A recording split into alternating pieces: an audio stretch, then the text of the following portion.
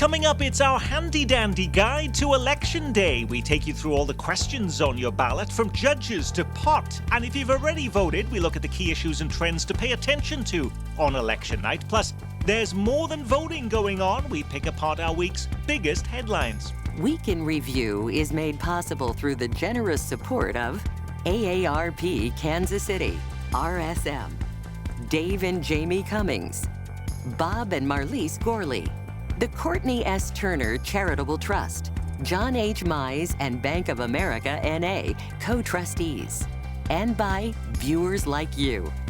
Thank you. Hello and welcome, I'm Nick Haynes. Fasten your seatbelt, put your tray table in the upright position. We're taking you on a whirlwind trip through those pesky questions on your ballot. If you've already voted, stay with us for the trends you should be watching out for on election night. And before we land this plane, we'll dissect some of the headlines we missed. Our cabin crew on this flight, leading KCUR's election night coverage, Brian Ellison. Heading up the Call newspaper, Eric Wesson, former Kansas City Star City Hall reporter, now freelance writer Lynn Horsley, and the Star's Dave Helling. Now, the granddaddy of all local election issues is whether Missouri should legalize recreational marijuana. But what are we to make this week of the news that some of our area's biggest progressive groups are now coming out against it? The NAACP and Pro-Choice Missouri, one of the state's largest abortion rights groups, are now telling Missourians to vote no. Eric, what is their main objection?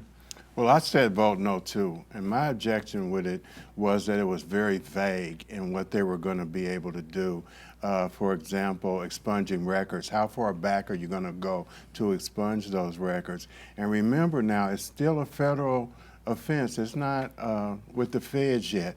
Also, the process with black businesses being a part of that is going to be done with a lottery system. So you're going to have companies come over from all over the country to try to be a part of the business aspect of it. There were about 4 objections there. Brian, you can also, though, there is still fines in place. This is not, if this passes, you can do whatever you like. If you smoke weed in a public place, there's a $100 fine. So there are limitations. There's also the reality that it only applies to adults 21 and over, so that 18 to 20 demographic that might be some of the prime customers otherwise will not be off the hook.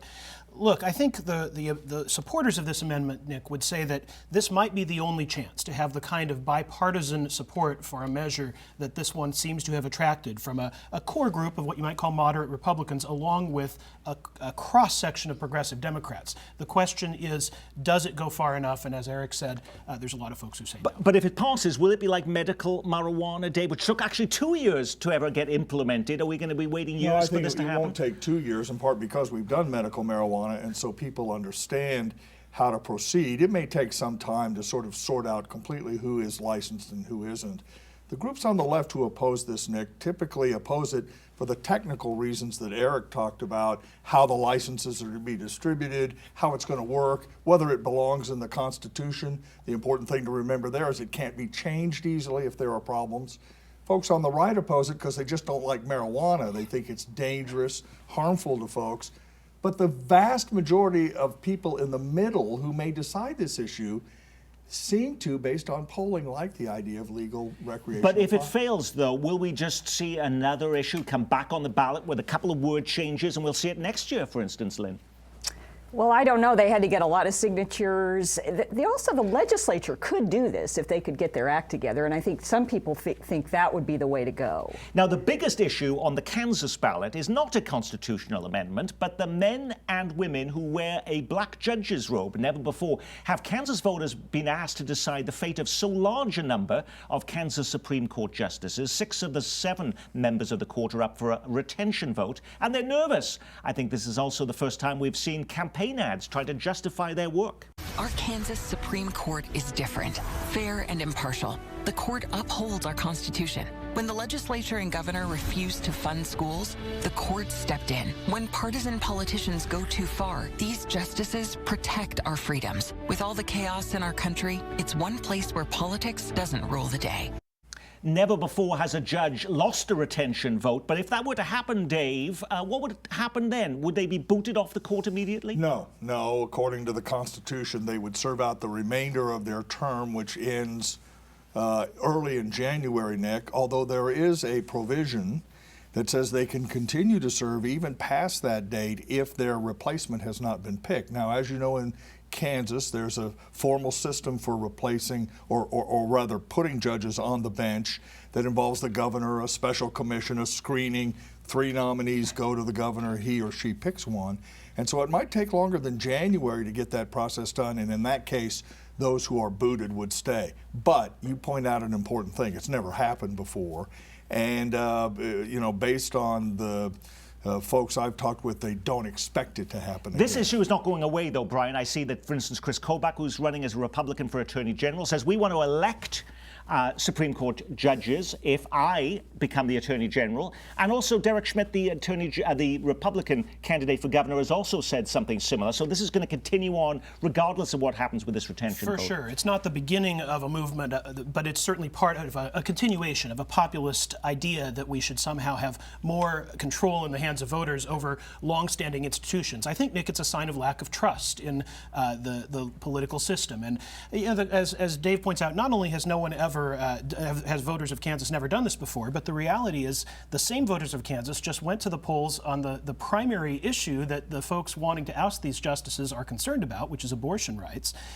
Those voters just in August said, we agree with those judges about this issue. I don't see the same electorate ousting them now. No certainty, though, that those same voters will go to the polls next week. And just quickly, of the 6 judges on the ballot in Kansas, 3 of them played no role in the abortion decision. They weren't on the court at the time that the case was taken up and the opinion issued. Of the 3 remaining judges, 2 were in the majority on the abortion question, but a third, Caleb Stegall, was actually the lone dissent in But that can voters case. distinguish between all those judges Well, in their reporters can, can't they? Well, there are also 2 constitutional amendments on the ballot in Kansas. Neither of them are attracting the kind of attention the abortion amendment received last August. The first, called Amendment 1, would rein in the power of the Kansas governor. If approved, lawmakers can overturn an executive order or a regulation coming from the governor's office by a simple vote. So what's behind this? We know, for instance, Governor Kelly became the first governor in the nation to issue an order shutting down schools statewide at the start of the pandemic. If this amendment were in place then, would lawmakers have been able to block that, Brian? Yes, they very well could have, and we don't really know what the limits of this law might be, but we certainly think that there's regulations that they would like to rein in on behalf when there's a Democrat in the governor's office. What other examples might there be, Lynn? I don't know. I think the mask mandate was unpopular, and I think this is just a real partisan divide. Executives, governors issue rules all the time. COVID is the basis for this discussion, but governors issue rules all the time. And what the legislature wants to do, Republicans, is overturn those regulations with a simple majority vote. And what the governor has said is, no, pass a law. And if you do that, I can veto it, and then you need a 2/3 majority to override. And that's the crux of the issue here. Now, given all the problems in America and here locally, one of the biggest questions on your mind may not be how we pick our local sheriffs, but next week, Kansans are being asked to enshrine into the Constitution an amendment requiring Kansas sheriffs be elected. Why is this even on the ballot, Lynn? I don't know. Dave, you might. Calvin Hayden, the sheriff in Johnson County. There was a Johnson County Charter Review Commission recently that discussed the idea of appointing the sheriff, in part because the people, the sort of moderate Republicans in Johnson County, are not fond of Calvin Hayden in any way. And so he and others have engineered this proposal for the ballot that would, in essence, enshrine the idea that he and other sheriffs, sheriffs that are currently elected, they would have to continue to be elected.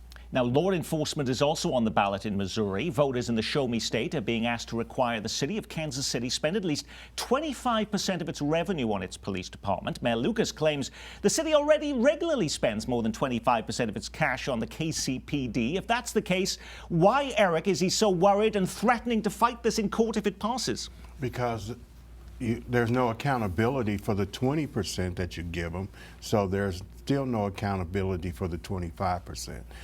Today, they just settled another $5 million lawsuit for a wrongful death in Terrence Bridges' case.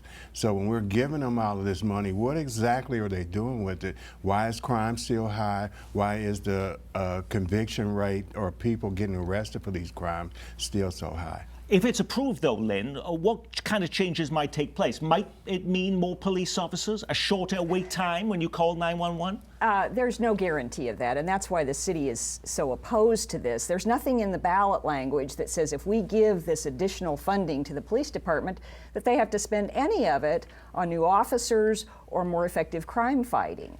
Is it just Kansas City voters who decide this, Brian, or will people in Cape Girardeau and other parts of Missouri be deciding this too? That's exactly right. In fact, right now, the latest poll from Emerson College says that 44% of voters statewide support the measure, 22% oppose it. That's more than a third of voters who don't know how they're going to vote. That same poll, Nick, said that 47% of voters have little or no knowledge of what the resolution is even about. Right, and you know what? Their new budget that they're proposing, the outline, the draft of the new budget calls for 29% of the city's general revenue fund, an increase of 9% of what they're getting right now. And just so voters know, this amendment, if it passes, will not limit the increase to 25% in Kansas City. Right. There is no number. Next year, the legislature could convene and say, you know what, we think it should be 75%.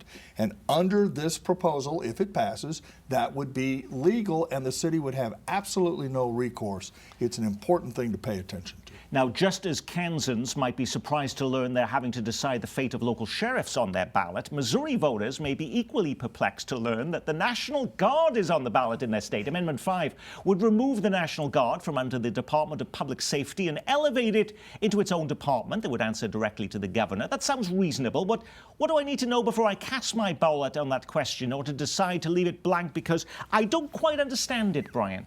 Well, I don't quite understand it either, Nick.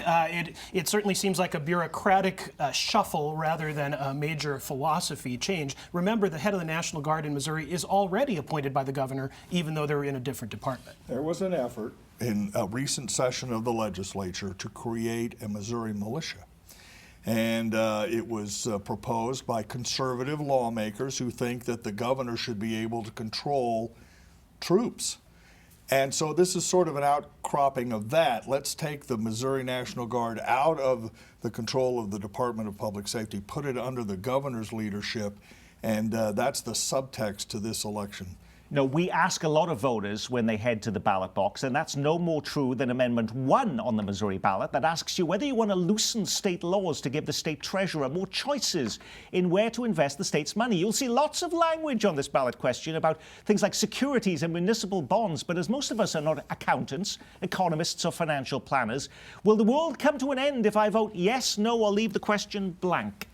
I don't think you have to worry about an apocalyptic outcome should this pass, Nick. That's good to know. I also don't think you have to worry about the treasurer being able to take a couple $100 million of state funds and put it on red down at the Ameristar. It's a fairly narrow expansion of what the treasurer is allowed to do. Estimates are that it will enable the state to profit a bit more. This is a flexibility that's not unheard of in other states. Now, if you thought that was enough to decide, if you're in Missouri, you're also going to see a long question asking you whether there should be a constitutional convention to amend and update the state's constitution. I'm even struggling with what on earth that means. Help us out, Dave. If I vote yes, what happens? Well, every 20 years, the Missouri Constitution requires voters to decide this question. That's why it's on the ballot. If yes prevails, which it never has, but if it does, then the governor has a certain amount of time to appoint delegates from every Senate district, one Republican and one Democrat basically, which is 68 people, and then 15 people at large. They all get in a room and they can do anything they want to the Constitution, change an amendment, take things up, propose an entirely new document, do nothing at all, and then that is presented to voters at a later date, so they don't get to enact it on their own, but that's how the procedure would work. Now, closer to home, Kansas City voters will be asked to make huge new investments in the city's infrastructure, housing, and public buildings. Actually, it's two separate questions. A $50 million ask for affordable housing, and the remainder going to fix up and repair everything from public swimming pools and fountains to the convention spaces at Bartle Hall. But Eric, didn't President Joe Biden come to Kansas City back in December to promise hundreds of millions of dollars for infrastructure projects? And didn't voters in Kansas City already approve $800 million for these kinds of projects a few years ago when Sly James was mayor? So what happened to all that cash? Who knows? And absolutely, you are correct. We have voted on those issues before, but I think this time the money is supposed to be earmarked specifically for those areas. And I think before those were things that were on the ballot to help sell them. But I don't know if the money even went there or not. Well, Kansas City has billions of dollars of deferred maintenance needs, and so they need every federal dollar they can get. That $800 million that was approved several years ago really was for roads, flood control, the animal shelter, and other city buildings. This is more for parks, community centers, Bartle Hall, and then the affordable housing, which obviously is a really thorny issue in Kansas City right now. You know, they say this is a bond election. It's not going to cost you anything. So is this just free money? It isn't free money.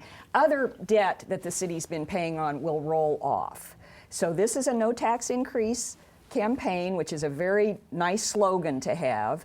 However, if voters reject it, they might even see their taxes go down a little bit. It's a no tax decrease plan. Yes, I will say it does require a supermajority, 57%, and that's more than just a simple majority. The other thing to keep in mind is because this is roll off of existing debt, all of the money will not be available at first. It's $175 million, Nick, but over 5 years.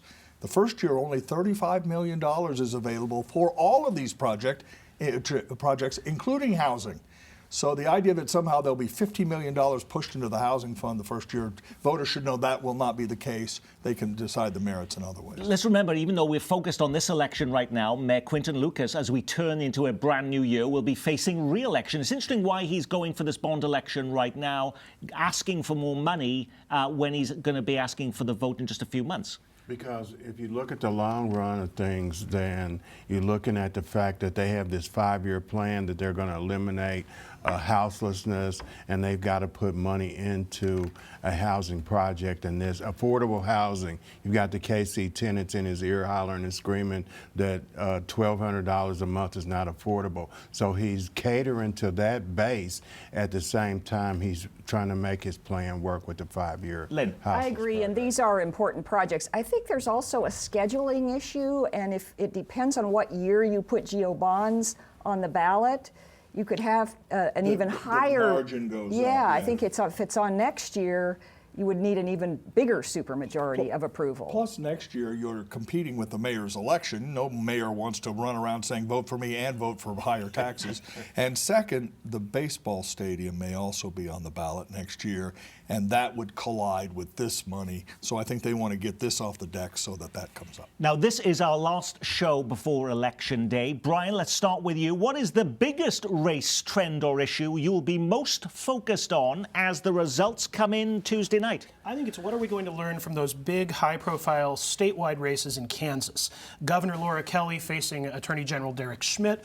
Laura Kelly, by all rights, should have a strong case for re-election after some big successes she can point to. Similarly, in the Attorney General race, Chris Kobach versus Chris Mann.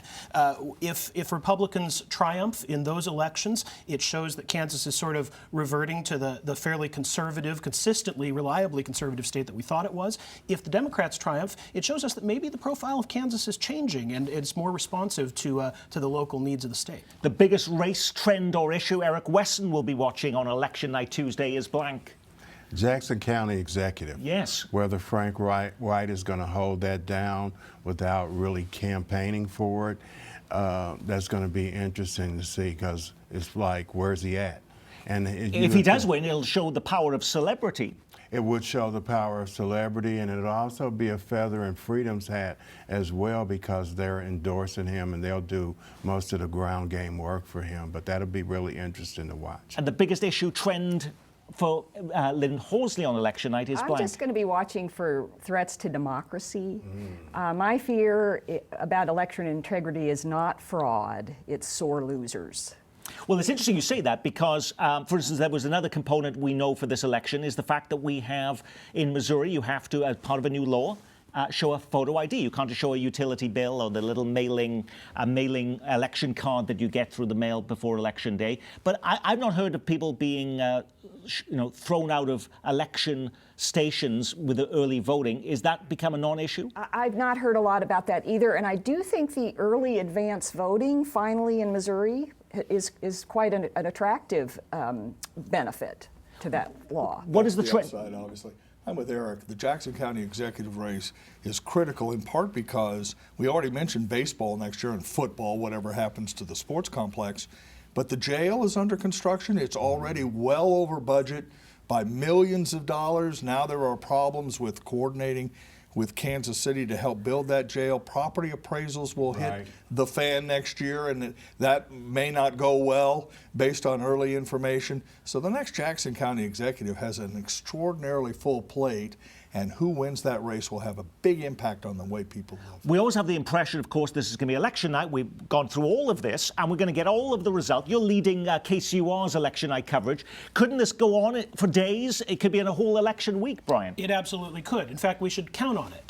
The reality is that we do not live in a time where we can go to bed Tuesday night knowing who our next round of elected officials is going to be. And in fact, there are certainly races that may be decided in court. We will not almost certainly know control of the United States Senate for days or maybe weeks if there's runoff elections in other states. God forbid we could be still looking at this election as they start the next presidential election. It will just never stop. Hey, trust me, Nick, the next election for president starts the day after November 8th. Now, as many of our viewers have already cast your ballots, we wanted to also pick apart some big non-election related headlines of the week, but in some respects, are they all related? It was the week of the big groundbreaking on the new $4 billion Panasonic plant in Kansas. We are breaking ground on the largest economic development project in the history of our state. Now, we learned Panasonic was coming 3.5 months ago. Is it just a coincidence that Governor Laura Kelly is holding the groundbreaking just before Election Day, Dave? Not a coincidence. So cynical, Nick. Is there a shovel of dirt or a ribbon she has not cut or an opening that she has not been a part of? That's a big part of her campaign, and this was timed obviously for that reason. Whether it resonates with voters in Garden City or Salina or Wichita is an open question, but around here she got some play for it. Remember, though, that the opening of the Panasonic plant is actually a bipartisan accomplishment. It required cooperation from the Republican leaders of the Kansas legislature. It's been interesting to watch the ways that some of those legislative leaders have distanced themselves from it so as not to give the governor a bigger win in the campaign. But she was at the podium. Exactly. So she gets the credit for it. It happened during her Well, she watch. was just on Week in Review, so we know that's positive. So that's Well, and that is a prerogative of incumbency. Correct. For sure. Now, there was a striking business story topping our local headlines as Cerner announces it's abandoning its North Kansas City World Headquarters building and selling off all its other real estate just weeks after it was bought by tech giant Oracle. They will shoehorn everyone into its building on the site of the former Bannister Mall. Now, given that Cerner is Kansas City's largest private employer, I was expecting this was going to be an explosive announcement, with lots of horror-filled words and sobbing. But I was surprised this was met more with a collective shrug. Even the mayor of North Kansas City, who said he only found out about it on social media, says he was not shocked and was optimistic they would find someone else to make use of Cerner's 40-year-old building. So what is the biggest implication of this decision? And is it not such a big deal after all? Really, it's not. They got the tax credits here in Missouri, in the Grandview area, and with that school district. People knew it was coming. I think people that work at Cerner knew it was coming. But it's interesting that the complex that they have on Bannister, down the street and around that area, is a lot of development going on. They've got a lot of housing that they're building right down the street from there. So I figured that's where they would move everybody into that place. And plus, it's brand new. It does have an impact in terms of reminding us once again the nature of office work is changing, and how many people actually go to an office and work, and how you can support that going forward, and whether or not, and this is critical, Nick, whether or not government should be involved in the business of incenting companies to build these headquarters without significant clawbacks if things go awry, as they often do in these cases. So we need to pay attention to that and what implication it has for the entire region. Kansas City, we've talked about this before on this show, Kansas City really lacks major corporate businesses. I mean, most other major metropolitan areas in this country have 3M or Anheuser-Busch or what. Kansas City lacks that, and the demise of Cerner, however you want to categorize it, is part of that story. Now, funeral services are this weekend for former Kansas City Mayor Charles B. Wheeler. Several news reports pointed out that KCI Airport, Crown Center, the Truman Sports Complex, Kemper Arena, Bartle Hall, Worlds of Fun were all opened during his 2 terms in office that ended in 1979. Lynn, did Mayor Wheeler have a special power that other mayors did not have, or did he just happen to be there during the 1970s during a period of explosive growth? Well, I think it was partly luck. I think a lot of the planning for the airport had already been underway, but he was very energetic. He was incredibly engaged. He also had a bipartisan manner about him. As his mayor pro tem, he picked Dick Berkeley, who was a Republican on the Kansas City Council. I think he really thought both parties should work together, and he fostered that atmosphere. So, you know, he was very engaged. I interviewed him 3 years ago when he was 93 years old. He was still curious and incredibly interested. He was bursting with ideas. You know, he was an old-style politician before politics was kind of a blood sport. Not the kind of politician who could get elected today, then? He might. I mean, you know, he was a doctor and a lawyer, a colorful personality. He stuck out in a crowd. Everybody knew who Charlie Wheeler was. But politics has changed in Kansas City. The idea that the business community, however you define that, can sit in a room with Charlie Wheeler and Alex Petrovic and George Lear and conjure up a new sports complex or whatever, those days are gone forever. You have to be much more in tune with what neighborhoods want, what people outside of City Hall want, and in that way, perhaps the kind of explosion we saw in the 70s will never happen again. By the way, Charlie Wheeler was 96. He died in an Overland Park-based nursing home. We offer our respects to his family and friends. And on that, we will say our week has been reviewed, thanks to KCUR's Lynn Horsley and Brian Ellison. Always on call at the Kansas City Call, Eric Wesson, and the Star's Dave Helling. Next week, we pick apart what you told us at the ballot box and ask, what now? Until then, I'm Nick Haynes from all of us here at Kansas City PBS. Be well, keep calm, and carry on.